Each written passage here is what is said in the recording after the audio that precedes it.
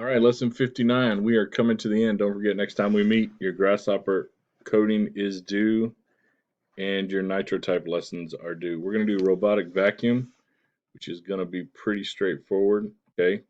We're going to have him vacuum the art canvas floor and see about how to do that. Now, I'm going to give you the codes on these so you can see how changing the code changes what he does. All right, so here's our code right here. Robot pin goes down. We're going to use black. He's going to drive forever forward. Keeps driving until it's less than 150, at which point we want him to reverse, turn right 110 degrees, and then drive. It's going to kick back up here and drive forward again. So he's going to draw into the wall. So you're going to turn in this video.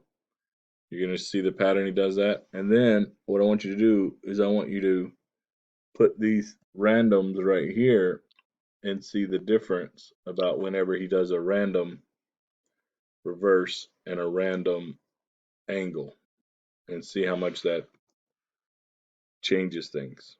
Okay, so you're going to be turning in 2 videos today.